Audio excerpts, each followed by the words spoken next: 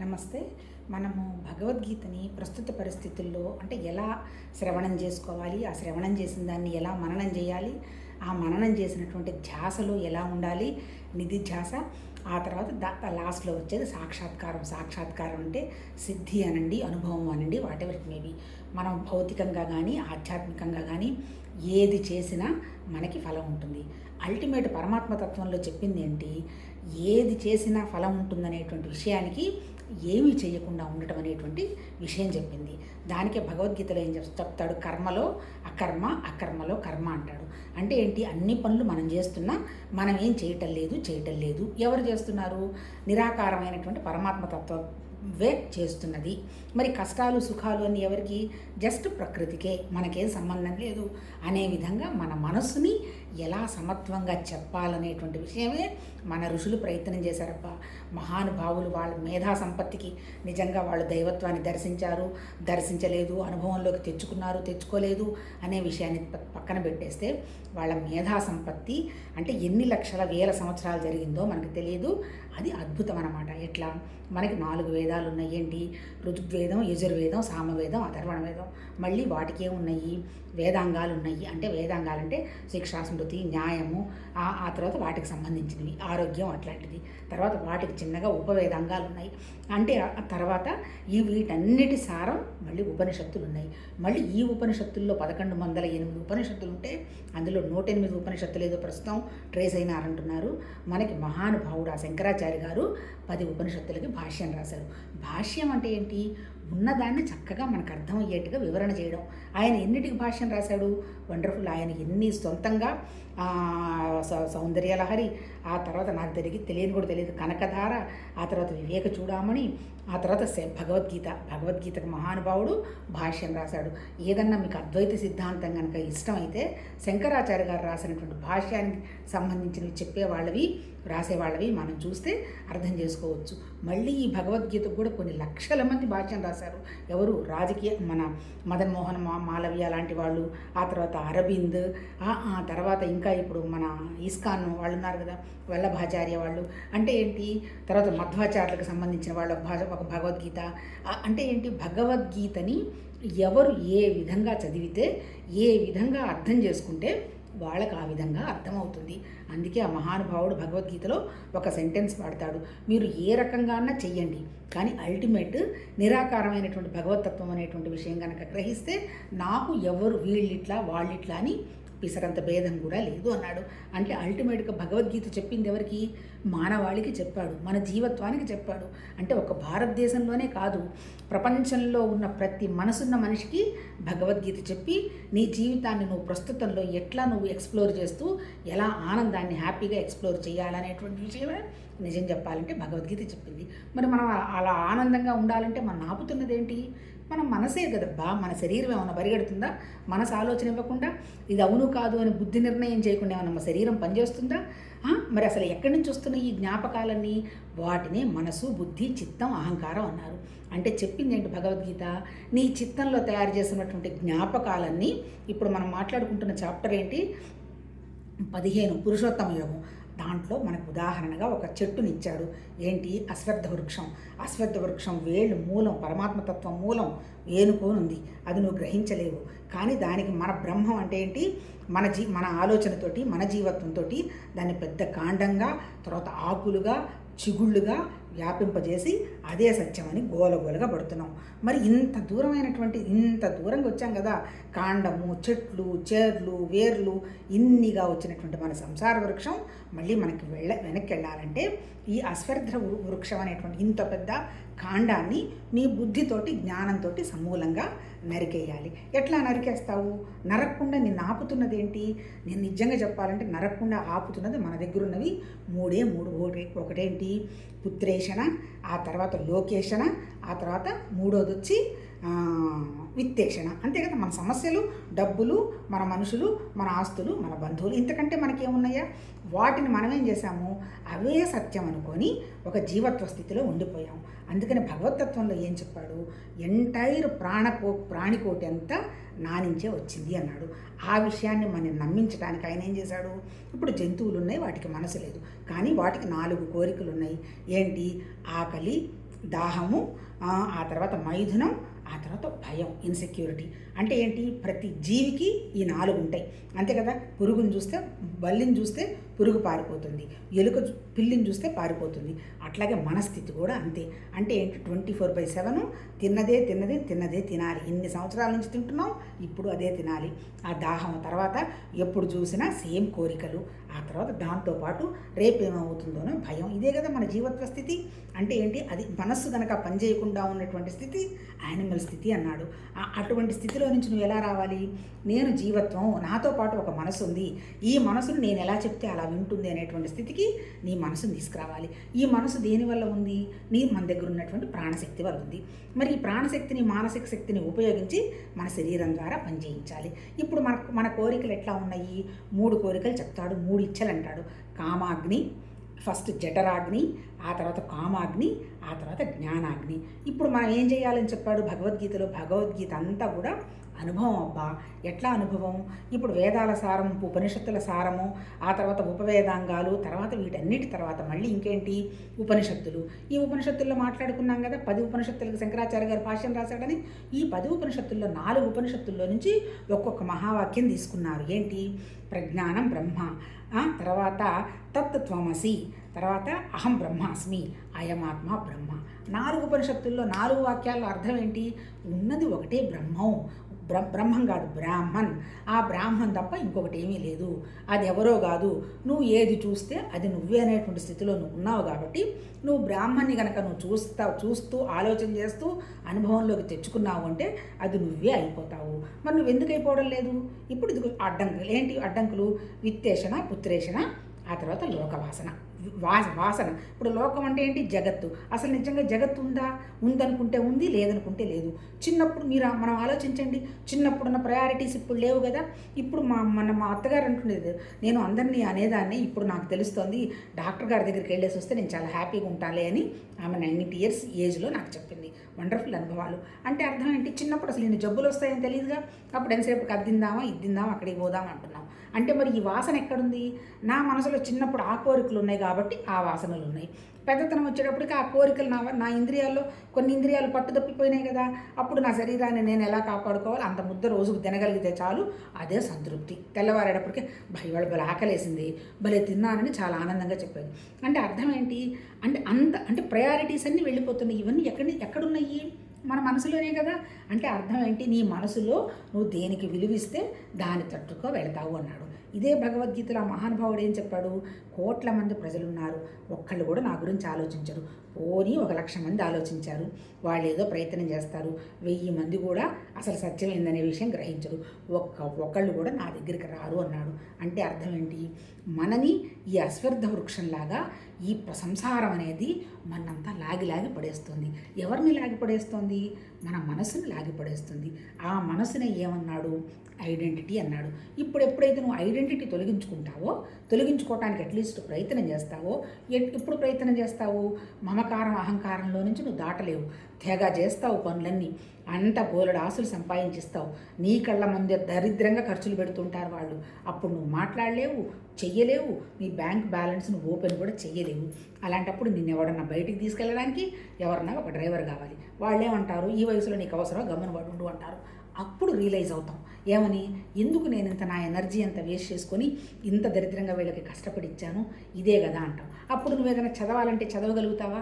అర్థం అవుతుందా? అక్కడ నొప్పి ఇక్కడ నొప్పి బాధిస్తుండే, ఆకలేస్తే అరక్కపోయ, ఆకలేస్తుంది, తినింది డైజెస్ట్ కాకపోయ, అప్పుడేంటి? ఇంకా ఎప్పుడు ఈ శరీరాన్ని వదిలి పెడదామా, లేకపోతే ఇంకా శరీరాన్ని ఉంచుకోవాలని తాపత్రయపడతామా అనేటువంటి విషయమే జరుగుతుంటుంది.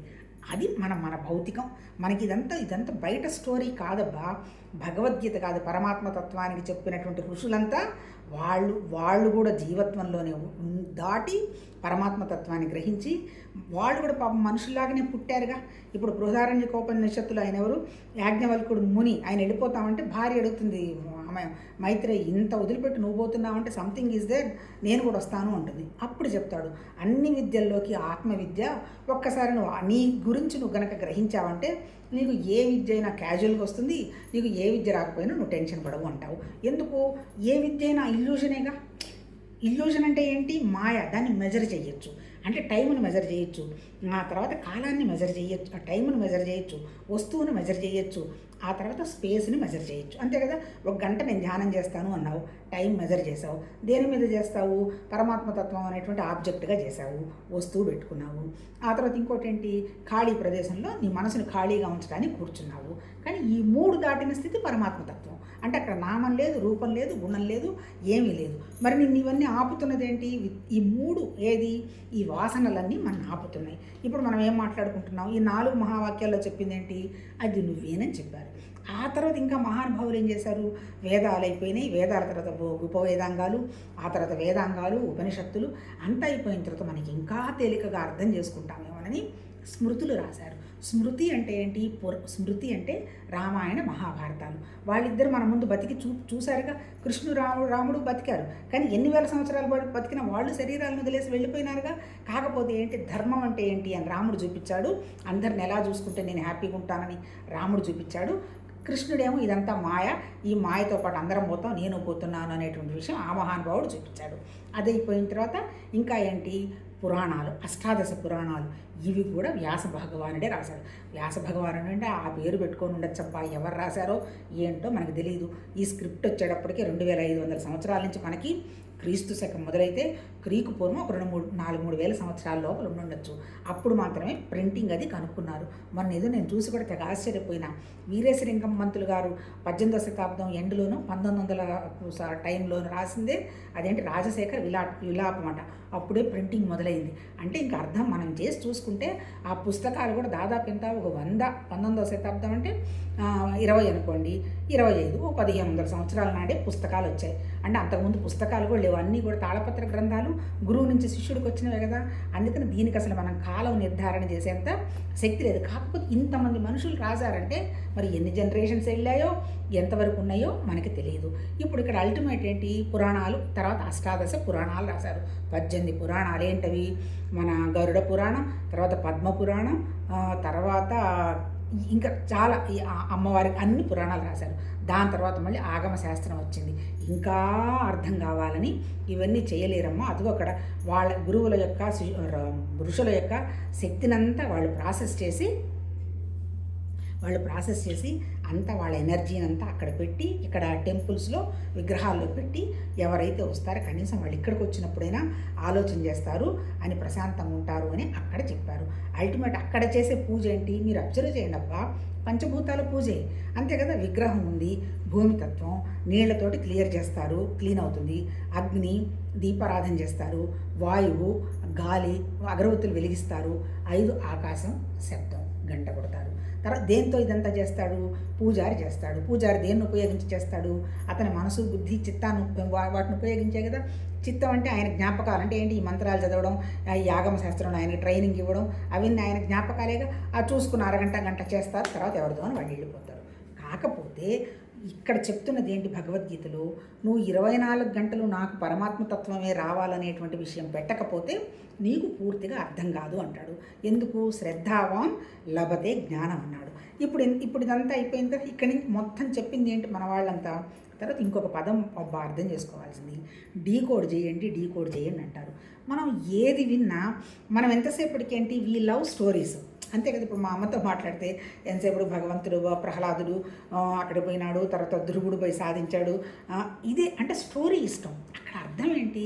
నువ్వు భక్తిగా కనుక నువ్వు ఉంటే పంచభూతాలు నిన్నేం చేయలేవు అన్నాడు. ఇప్పుడు మన దగ్గర ఉన్నటువంటి లక్షణాలు ఏంటి? ఇప్పుడు పరమాత్మతత్వంగా నిజంగా చెప్పింది 2 విషయాలబ్బా. ఒకటి ఎనర్జీ, 2 మ్యాటరు. ఎనర్జీ అంటే శక్తి, మ్యాటర్ అంటే పదార్థం. ఇంతే. నాది మ్యాటరు. ఈ మ్యాటర్ నా దగ్గర ఏముంది? ఈ మ్యాటర్ ఉండడానికి నాకు కారణం ఏంది? నా దగ్గర ఎనర్జీ ఉంది, ప్లస్ దాంతోపాటు నా దగ్గర ఎనర్జీ ఉంది, నా దగ్గర పదార్థం ఉంది. ఈ 2 కలిపి కనుక పనిచేసేదానికి ఒక ఆయుధం కావాలి కదా. ఆ పరికరం మన శరీరం. ఎందుకుంది ఈ పరికరం? ఇందాక మాట్లాడుకున్నాం కదా, జఠరాగ్ని, కామాగ్ని, జ్ఞానాగ్ని. ఇప్పుడు మనది ఎంతసేపటికి జఠరాగ్ని, కామాగ్ని. అంతకంటే మనకేముందిగా? తిందాము, తెచ్చుకుందాం, సంపాదించుకుందాము, ఆ కోరిక తీర్చుకుందాం, ఈ కోరిక తీర్చుకుందాం. ఈ 2 అగ్నులు ఎలా మారాలి? జ్ఞానాగ్నిగా మారాలి. ఎప్పుడైతే నీకు జ్ఞానాగ్నిగా మారాలి అనేటువంటి ఆలోచన వచ్చిందో, నిన్ను ఇబ్బంది పెడుతున్నటువంటి ఈ అశ్వర్థ వృక్షం లాంటి సంసారంలో నుంచి మనం బయటపడచ్చు. మరి మనం ఆపుతున్నది ఏంటి? ఇప్పుడు భగవద్గీతలో చెప్పింది ఏంటి? ఇప్పుడు ఉపనిషత్తుల సారమంతా కలిపేసేసి మన ఉపనిషత్తులు ఉన్నాయి. ఈ ఉపనిషత్తులు ఎలా అర్థం చేసుకొని వినాలి అని బ్రహ్మసూత్రాలు చెప్పాడు. అల్టిమేట్గా భగవద్గీత వచ్చి దాని అనుభవానికి ఎలా తెచ్చుకోవాలి అని చెప్పారు. మహానుభావుడు ఒక గురువు గారు చెప్తారు, ముందు ఉపనిషత్తులు చదవండి, తర్వాత బ్రహ్మసూత్రాలు అర్థం చేసుకోండి, చివరిలో మీకు భగవద్గీత అర్థమవుతుంది అని చెప్తారు. మరి అది ఎంతవరకు నాకు తెలియదు, కానీ అల్టిమేట్ అయితే ఏంటి, మనకి భగవద్గీతలో చెప్పింది నిన్ను నువ్వు ఎలా మేనేజ్ చేసుకోవాలి, నీలో ఉన్నటువంటి ఐడెంటిటీని నువ్వు ఎలా తీసేసుకోవాలి. నువ్వు ఐడెంటిటీని తీసుకోవాలంటే నీ దగ్గర ఉన్నటువంటి మ్యాటర్ ఉంది, ఎనర్జీ ఉంది. ఇప్పుడు ఈ ఎనర్జీ ఇప్పుడు పరమాత్మతత్వంలో వచ్చినటువంటి మూల ప్రకృతిలో ఏంది, ఆయన ఉన్నది, పరమాత్మతత్వ శక్తి ఉంది. కానీ ఎప్పుడైతే జీవ చైతన్యంగా ప్రకృతిగా వ్యక్తమైందో ఈ జీవత్వం సపరేట్గా మనసు పనిచేయడం మొదలుపెట్టి మనం తయారు చేసుకొని పోయినాం. ఏంటి తయారు చేసుకున్నాం? నాది నాది అనేటువంటి భావం తయారు చేసుకున్నాం. ఇప్పుడు భగవద్గీతలో చెప్పింది, ముందు నువ్వు నాది తీసేయాలంటే ముందు నువ్వు కర్మ నుంచి మొదలుపెట్టు. ఏంటి కర్మ? నువ్వు పని చేస్తున్నా భగవతత్వ పని జరుగుతుందని చెయ్యి. చచ్చిపోయిన దాకా పని చేయాల్సిందే, తప్పదు. అలా చేసే పని దుఃఖపడుతూ చేయడం ఎందుకు? భగవతత్వ పని అంటే సంతోషంగా జరుగుతుంది, దాని నుంచి నీకు లాభ నష్టాలు ఏమీ రావు. దానివల్ల ఏమవుతుంది, ఎవరికన్నా ఏదైనా ఇచ్చి చూడండి, వాళ్ళు తింటుంటే ఉండేటువంటి ఆనందం మనం తింటే ఉండదు. అంటే మన మనసు మనకి నిశ్చలమైపోతుంది. ఎందుకంటే ఉదారత్వం. ఇప్పుడు తర్వాత ఇంకోటి ఇందాక చెప్పుకుంటున్నాం, మ్యాటరు ఎనర్జీ అన్నాం కదా. ఈ మ్యాటరు ఎనర్జీ రెండు భగవతత్వంలో నుంచి వచ్చింది. మ్యాటర్ అంటే ప్రకృతి, ఎనర్జీ అంటే శక్తి. ఇప్పుడు సపోజ్ భూమి ఉంది, భూమిని ఏమంటాం మనం? భూదేవత అంటాము, భూమి నేల అని కూడా అంటాము. నేల అనేది మ్యాటర్ లాగా కనపడుతుంది. దేవత అనేది మనకి మొక్కలు గిక్కలన్నీ ఇచ్చేస్తుంది కదా పాపం, ఆ పొటెన్షియాలిటీ ఎనర్జీ. అట్లాగే నిప్పు అంటాము, మండుతున్నట్టు కనపడుతుంది. కానీ మండేటువంటి శక్తి ఎక్కడిది? పరమాత్మ తత్వానిది. అంటే అర్థం ఏంటి, మన దగ్గర ఉన్నటువంటి పొటెన్షియాలిటీ అంతా భగవతత్వానికి. ఈరోజు ఎందుకు వండర్ఫుల్గా ఒక థాట్ వచ్చిందమ్మా. ఇప్పుడు ఆయన ఏం చెప్పాడు, అంతా నా నుంచే వచ్చిందయ్యా, జంతువులు, చెట్లు, చామలు, నీళ్లు అన్నీ నా దగ్గర నుంచే వచ్చాయి అని చెప్తూ ఆయన కొంత రిఫరెన్స్ ఇస్తాడు. ఏమని రిఫరెన్స్ ఇచ్చాడు? అశ్వత్థ చెట్టు నేనే అని అంటాడు. ఎట్లా అశ్వత్థ చెట్టు నేను? ఈ అశ్వత్థ చెట్టుకున్నటువంటి లక్షణాలు ఏంది? ఇది నశించదట. అందుకే మనకు చూడండి, పురాణాల్లో ఒక ఆయన పెట్టారు, చచ్చిపోకుండా ఇప్పటికి కూడా 5-6 వేల సంవత్సరాల నుంచి బతుకున్నాడు, అశ్వత్థామ అంటున్నారు కదా. అంటే అర్థం ఏంటి? అశ్వత్థ వృక్షానికి చావు లేదు. ఇంకా నెక్స్ట్ ఏంటి, ఈరోజు మనం మెజర్ చేసి చూస్తే ఈ రోజు కంటే ఇంకొంచెం పెరుగు ఉంటుందట లోపల. అంటే అది పెరుగుదల ఆగదనమాట, పెరుగుతూ ఉంటుంది. అంటే అర్థం ఏంటి, ఈ ప్రకృతి అనేది ఆగదు, అంతే కదా. ఎప్పుడో మాకు తెలిసిన తర్వాతనే ఒక 40-60 కోట్లు ఎంతో ఉన్నారేమో తెలియదు, ఇప్పుడు 150-160 కోట్ల జనాభా అయింది. కొన్ని దేశాలు యాడ్ అవుతున్నాయి, కొన్ని దేశాలు వెళ్ళిపోతున్నాయి. అంటే అనుక్షణం భూమి, నేల, నీళ్లు, అగ్ని, వాయువు, ఆకాశం అన్ని వాతావరణానికి అనుగుణంగా మారుకుంటూ వస్తున్నాయి. మారకుండా ఉన్నది ఏంటి? ఒకే ఒక శక్తి మారడల్లా, పరమాత్మ తత్వశక్తి మారడల్లా. అదే శక్తి నిజం చెప్పాలంటే ఎక్కడుంది? మన దగ్గరే ఉంది, అంతే కదా. ఆయన పొటెన్షియాలిటీగా అంతా. అట్లాగే ఇప్పుడు అశ్వత్థ వృక్షం అన్నాడు. తర్వాత ఇంకోటి చెప్పాడు ఆయన, ఎవరు? గరుత్మంతుడు అంటారు కదా. గరుత్మంతుడు అంటే ఏంటది? దానికి ఇంగ్లీష్లో ఒక పేరు ఉందబ్బా, అదే గరుత్మంతుడి పేరు తెలుగులో అదే దాన్ని ఏమంటారు, ఆ పక్షి, దానికంతా సృష్టి మొదలైనప్పటి నుంచి కూడా చెప్తాడు కదా. అదితి, తర్వాత కశ్యపుడు, ఆయన పెళ్లి చేసుకున్నటువంటి 18-12 నక్షత్రాల వాళ్ళు, ఆ తర్వాత ఆయనకు పుట్టింది రాక్షసులు పుట్టారు, రాక్షసులతో పాటు ఈ పక్షి కూడా వీళ్ళు కూడా గరుత్మంతుడిని నేనే అంటాడు. ఏంటి గరుత్మంతుడు అంటే? గరుత్మంతుల్లో ఉన్నటువంటి పొటెన్షియాలిటీ తెలుసా? మన ఎక్కడో చదివితే వండర్ఫుల్ అనిపించింది. దానికి ఒక 60 ఏళ్ళు 70 ఏళ్ళు బతికిన తర్వాత ఇంకా దానికి ఓల్డ్ ఏజ్ వస్తుంది కదా. ఆ ఓల్డ్ ఏజ్ దానికి పాపం చాలా ఇరిటేషన్ అట. అది వెళ్ళి కొండ మీద నిలబడి ఆ ముక్కులు ఉన్నటువంటివన్నీ కూడా గీకి అవతల పడేసి అది మళ్ళీ ఎదగడానికి సంబంధించినటువంటి వ్యవహారం వచ్చిన తర్వాత అప్పుడు మళ్ళీ దాని పనికి అది వెళ్ళిపోతుందట. అంటే ఏంటి? అది బలహీనత లేదు దాని దగ్గర. ఇప్పుడు అశ్వత్థ చుట్టూ చూడు, అది దానికి చావు లేదు. అట్లాగే గరుత్మంతుడిలో ఉన్నటువంటి పొటెన్షియాలిటీ ఎవరిది? పరమాత్మ తత్వాన్ని. తర్వాత ఇంకా ఆయన ఏం చెప్పాడు? గంగానది నేనన్నాడు. గంగానదిలో ఇప్పుడు మళ్ళీ సైంటిఫిక్గా మనం ఏదో రీసెర్చ్ చేస్తే దాంట్లో ఇప్పుడు ఇన్ని శవాలు పడుతున్న ఇంతున్నది, వాతావరణం ఎంత కాలుష్యం కావాలి, అటువంటివన్నీ అక్కడ లేకుండా ఉండే విధంగా ఆ వాటర్ ఉందిట. ఆ తర్వాత నేను ఇంకేమన్నాడు? ఋతువులలో నేను వసంత ఋతువు అన్నాడు. చూడండి, వసంత ఋతువులో ఉన్నటువంటి ఆనందం అద్భుతం, కోయిళ్ళు కూస్తుంటాయి, మిగిలిన ఋతువుల్లో మనకు అంత కనపడవు. అది ఆశ్చర్యం అనమాట, అంటే పొటెన్షియాలిటీ. ఆ తర్వాత మాసాల్లో నేను మార్గశిర మాసం అన్నాడు. మార్గశిర మాసం అంటే ఎప్పుడు వస్తుంది? నార్మల్గా డిసెంబర్లో అలా రావచ్చాము. మరి కోర్స్ నేను పుట్టింది కూడా మార్గశిర మాసం, మా అమ్మ రోజు చెప్తూ ఉంటుంది. అని గొప్ప కాదు, నేను నమ్మను. మార్గశిర మాసం అంటే ఎందుకు ఆయన భగవద్గీత సీన్లోకి వచ్చింది మార్గశిర మాసంలో కదా. అంటే ఆయన అక్కడ చెప్పదలుచుకున్నది ఏంటి, నేను మార్గశిర మాసం అని కాదు, అంటే సృష్టిలో ఉన్న ప్రతి పొటెన్షియాలిటీకి కారణం నేనే. మొన్న అన్నాను కదా, కొంతమంది ఉన్నారు ఎంత అద్భుతంగా పనులు చేస్తారు, ఎంత అద్భుతంగా ఇల్లు శుభ్రంగా ఉంచుకుంటారు, ఎంత అద్భుతంగా మొక్కలు పెంచుతారు, అట్లా ఇదంతా పొటెన్షియాలిటీ అబ్బా. అందుకని నాలో ఏం పొటెన్షియాలిటీ ఉందనేది తీసుకోండి అని ఇప్పుడు పర్సనాలిటీ డెవలప్మెంట్ క్లాసెస్ చెప్తున్నారు కదా. ఇప్పుడు అంటే అర్థం ఏంటంటే, ఇప్పుడు భగవద్గీతలో ఆయన చెప్పింది మొత్తం మనలో ఉన్నటువంటి పరమాత్మతత్వం పొటెన్షియాలిటీ మనం ఉంది. కాకపోతే ఇప్పుడు మనం ఏం చదువుకుంటున్నాము, భగవద్గీత అనుకున్నాం కదా. ఫస్ట్ చాప్టర్ ఐడెంటిటీ, అర్జునుడి విషాద యోగం. విషాదానికి కారణం నాది నువ్వు బయటికి రా, నువ్వు ఎడవ్వాకు, అందరూ ఒకటేను, నువ్వు చేస్తున్నది ఏమి ఇక్కడ లేదు, నువ్వు మధ్యలో నిలబట్టమని ఆయన, అనవసరంగా నువ్వు టెన్షన్ పడవాకు, ఈ జగత్తంతా సర్వసాధారణం, వస్తుంది ఉంటుంది వెళుతుంది, కాసేపు మంచి అంటారు కాసేపు చెడ్డ అంటారు, ఈ భ్రమలు ఇవన్నీ కూడా శుద్ధ క్యాజువల్ అంటే నెగటివ్ అని కాదు, నువ్వు వాటిని పాజిటివ్గా తీసుకో, ఇదంతా సహజం అనుకుంటూ అంతా నిర్వికల్పమైనటువంటి నిరాకారమైనటువంటి ఏ గుణాలు లేని పరమాత్మతత్వ శక్తి నాలోనే ఉంది, నేను అదేను, ఈ శరీరం అనేది భౌతికం అనేటువంటి విషయంగా నువ్వు చేసుకుంటూ పో. 2 కర్మని పరమాత్మతత్వంగా చెయ్యి, నిష్కామ కర్మ చెయ్యి. ఆ తర్వాత యోగం వచ్చేసేటప్పటికేంటి, నువ్వు నీ శరీరాన్ని ట్యూన్ చేసి దాన్ని కూర్చోబెట్టగలిగేటువంటి స్థితికి నీకు మనసు సంపాదించు. నువ్వు తినాలంటే తినాలి, ఉండాలంటే ఉండాలి, ఆ స్థితి ఎక్కడుంది, నీ మనసుకుంది, దానికి శిక్షణ ఇయ్యి. దాన్ని యోగా అన్నారు.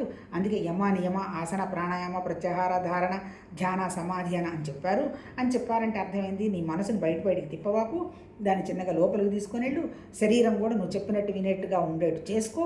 ఎందుకంటే అది పరమాత్మతత్వాన్ని గ్రహించడానికి అదొక పరికరం. అదైపోయిన తర్వాత అనన్య భక్తితోటి మనసుని ఒకే దాని మీద నిలుపు. అప్పుడు నీకు జ్ఞానం అజ్ఞానం అనేటువంటి విషయం నీకు అవగాహన వస్తుంది. ఇక జ్ఞానం అంటే ఏం లేదు, భౌతికంగా ఉన్నదంతా ప్రకృతి మాయ అంటే ఉంటుంది, మెజర్ చేయొచ్చు, తర్వాత వెళ్ళిపోతుంది. దీనికంత కారణం నాదని ఏడ్చుకుంటున్నాము అంటే కారణం అజ్ఞానం తొలగించుకునేటువంటి విషయంగా చాప్టర్ 1 నుంచి 12 వరకు చెప్పి అసలు జ్ఞానం అంటే ఏంటి 13 నుంచి 18 దాకా చెప్తున్నాడు ఆ మహానుభావుడు. ఏంటి ఇప్పుడు అందులో చెప్పింది 13 ఏం చెప్పాడు, క్షేత్రజ్ఞ యోగం అన్నాడు. మహానుభావుల ఋషులు క్షేత్రం అంటే పంచభూతాలతో తయారైంది. పంచభూతాలంటే నేల తత్వం ఉంది, నీటి తత్వం ఉంది, అగ్నితత్వం ఉంది, వాయుతత్వం ఉంది, ఆకాశతత్వం ఉంది, మనలోనే మన మనసు, మన బుద్ధి, అహంకారం ఉంది, దాంతోపాటు ప్రాణం ఉంది. ప్రాణశక్తి కంఫర్టబుల్గా లేదు అంటే మన ఆలోచన విధానం సారిగా లేదు అని అర్థం. ఎందుకు, మూల ప్రకృతి పరమాత్మ తత్వమే. కానీ ఆయన జారిపోయినాడు. ఏమన్నాడు ఆయన, నువ్వు చేసే కర్మకి నువ్వు చేసే పనులకి నాకు ఏమీ సంబంధం లేదు, కేవలం ఒక అనుభవం ఉంటే బాగుంటుంది అనుకున్నాను, చూశాను, పక్కన కూర్చొని అన్నాడు సాక్షిలాగా. మరి అనుభవాలన్నీ ఎవరివి, నాది అనేటువంటి నా మనసు తయారు చేయించుకున్నటువంటి నా మనసువి. ఇప్పుడు ఇక్కడ ఏం చెప్తున్నాడు, నీ ఎప్పుడైతే నువ్వు నాది అనుకుంటావో ఆ కోరికకు ఈ కోరికకి నువ్వు పరిగెడతావో నీ ప్రాణశక్తి తగ్గిపోతుంది. పరమాత్మ తత్వంలో ఎన్నాళ్ళు ఉండాలి అనేటువంటి శక్తి నీతో ఉంటుందో అన్నాళ్ళు ఉంటావు, తర్వాత వెళ్ళిపోతావు. కాకపోతే నీకు విషయం తెలిసిన తర్వాత ఈ పరికరాన్ని, ఈ ప్రాణశక్తిని, నీ మానసిక శక్తిని కేవలం నాకు సత్యం తప్ప ఇంకోటి ఏమి వద్దు అనేటువంటి విషయంగా నువ్వు దాన్ని వాడగలగాలి. క్షేత్రజ్ఞాలు చెప్పింది ఏంటి, క్షేత్రాలు బోలెడున్నాయి, అన్ని పంచభూతాలతో తయారైన క్షేత్రం అంటే మన శరీరం ఒకటే కాదు. ఇప్పుడు ఇందాక చెప్తున్నాడు కదా, పంచభూతాలు క్షేత్రం కిందకే వస్తాయి. ఆ తర్వాత చెట్లు, చామలు, పురుగులు, తర్వాత పక్షులు అన్నీ అవే వస్తాయి. అన్నిట్లో ఉన్నటువంటి పొటెన్షియాలిటీ నాదేను, సపరేట్గా మీరెవరు ఇదేం తగిలించుకొని వచ్చింది కాదు. కాకపోతే మీరేం చేశారంటే ఆ పొటెన్షియాలిటీ నాదేననేటువంటి విషయం పరమాత్మతత్వం కూడా మర్చిపోయింది. ఎందుకు మర్చిపోయింది, ప్రకృతే కరెక్ట్ అనుకుని ఈ అసలు విషయాన్ని మర్చిపోయొచ్చు కూర్చున్నది పరమాత్మతత్వం కూడా. ఏంటి ఆ ప్రకృతి, 3 గుణాలు, సత్వతమ రజోగుణాలు. ఆ గుణాల స్థితి కనుక నువ్వు దాటావు అంటే నీకు పరమాత్మతత్వానికి తేడా లేదు అనేటువంటి విషయం ఇప్పుడు మనకి 14వ చాప్టర్తో చెప్పి ఇప్పుడు మనం ఏం చదువుకుంటున్నాము, 15వ చాప్టర్ చదువుకుంటున్నాము. ఏంటి 15లో చెప్పింది అన్నీ ఇప్పుడు ఈ ఉపనిషత్తుల సారము, వేదాలు, ఆ తర్వాత మొత్తం యొక్క సర్వసామాన్యం ఆ గిస్టంతా 15వ చాప్టర్లోనే చెప్పటం జరిగింది. ఒక్కసారి మీరు 15వ చాప్టర్ కనుక కంఫర్టబుల్గా అర్థం చేసుకుంటే మీకు మన సనాతన ధర్మంలో, మన జ్ఞానకాండలో, మన ఉపనిషత్తుల్లో మన ఋషులు చెప్పింది మనకు అర్థమవుతుంది అని చెప్పి ఇక్కడ ఆయన ఏం చెప్పాడు నిన్న, ఈ సంసారం అనేది అశ్వత్థ వృక్షంలాగా వేళ్ళు పాతుకొని పోయినది. ఎట్లా వేళ్ళు పాతుకొని పోయినది? మూలం పరమాత్మతత్వమే. కానీ బ్రహ్మ వచ్చాడు. బ్రహ్మ అంటే ఏంటి? మళ్ళీ మనం మాట్లాడుకున్నాం కదా, బ్రహ్మ విష్ణు మహేశ్వరులు వచ్చేసేటప్పటికే మళ్ళీ ప్రకృతి. ఈ ప్రకృతి ఏంటి? సృష్టి, స్థితి, లయ. ఆ తర్వాత ఉండడం, తెలియడం. ఆ తర్వాత ఇంకా ఏంటి? ఆ తర్వాత 3 స్థూల సూక్ష్మ కారణం. ఆ తర్వాత ఈ విషయాలన్నీ ఎప్పుడైతే వచ్చాయో పరమాత్మతత్వం యొక్క పొటెన్షియాలిటీ మనం మర్చిపోయి ఈ ఎనర్జీని అంతా కూడా ఈ మ్యాటర్కే మనం ఉపయోగిస్తున్నాము. ఎట్లా ఉపయోగిస్తున్నాము? ఇప్పుడు ఆ అశ్వర్థ వృక్షంలో వేళ్ళు ఎలా లోపలికి వెళ్ళిపోయి ఊర్ధ్వమూలం అన్నాడు. ఊర్ధ్వం అంటే అంత లోతుకి పైకి కానీ కిందకి కానీ మరీ వెళ్ళిపోయిన తర్వాత పెద్ద కాండంగా ఏర్పడి దాని నిండా ఆకులు, చెట్లు, చిగుర్లు ఇన్ని రకాలుగా ఏర్పాటు చేసి కూర్చున్నావు. అంతే. ఇప్పుడు మనం ఇందాక మాట్లాడుకున్నాం కదా, లోకంలో విషయాలన్నీ మనకి కావాలి, ప్రపంచంలో ఉన్న జరుగుతున్నవన్నీ మనకి కావాలి, మన సంగతి మాత్రం మనకి తెలియదు. అట్లాగే తర్వాత ఏంటి? ఇప్పుడు పిల్లలు తిట్టినా కొట్టినా మొత్తం వాళ్ళ చుట్టూనే 24 గంటలు తిరుక్కుంటూ ఉండడం. అబ్జర్వ్ చేయండి అబ్బా, మన గురించే చెప్పింది. 12 ఏళ్ళు వచ్చిన తర్వాత, లేదు ఇంకా చెప్పిన తర్వాత, పెళ్ళయిన తర్వాత వాళ్ళ జీవితాలు వాళ్ళవి. నిన్ను అడిగితే ఏదైనా సలహా చెప్పడం, నీతో సహాయం ఏదన్నా ఉంటే అడగడం, లేదా నమస్కారం పెట్టడం. ఎంత మంచి అవకాశం పరమాత్మతత్వం ఇచ్చాడు ఓల్డ్ ఏజ్లో. కానీ ఆ విషయం ఎవరికి గుర్తుండదు. ఇంకా నామనవరాలు వాళ్ళు చేశారు, వీళ్ళు చేశారు అనే గోల తప్ప పరమాత్మతత్వం విషయం నోట్లో రాదు. కాకపోతే మళ్ళీ ఆధ్యాత్మిక సాధన లేని వీళ్ళంతా ఉన్నవాళ్ళ పొద్దున అసలు నా అంత గొప్పగా ధ్యానం చేస్తామంటారు, ధ్యానాలు నేర్పిస్తామంటారు. కానీ నోరు తెరిస్తే సంసారం తప్ప ఇంకొక విషయం లేదు. తప్పు లేదు. ఎందుకంటే వేళ్ళు ఊరుకున్నటువంటి వాసనలు. ఇక్కడ ఎవరి తప్పు లేదు. ఇక్కడ ఎవరు గొప్పోళ్ళు కాదు, తక్కువ వాళ్ళు కాదు. వాసన వాసన వాసన ఆ వేళ్ళు. ఇప్పుడు ఆయన ఏం చెప్తున్నాడు? ఈ లోక వాసన, విత్త వాసన, తర్వాత నీ పుత్ర వాసన, ఇదంతా కూడా ఏం చేయాలి? నువ్వు ఏం చేయమని ఆయన చెప్పాలి. ఒక్కసారి నువ్వు రికగ్నైజ్ చెయ్యి. నేను ఇప్పుడు నా ఆలోచన వస్తుందంటే ఎందుకు నాకు ఈ వాసన? అవసరమా? వాళ్ళు పడుతున్నారు. డబ్బులు ఎంత కావాలి? చాలదా? అవసరమా? వాసన లేదు. ఆ తర్వాత ఇంకోటి ఏంటి? ప్రపంచం. ఎందుకు? అందరం ఇదే డ్రామా నడుస్తుంది. ఎవడి సినిమా, ఎవరి నాటకం వాళ్ళది. ఈ నాటకానికి ఆ నాటకం నాకు అవసరమా?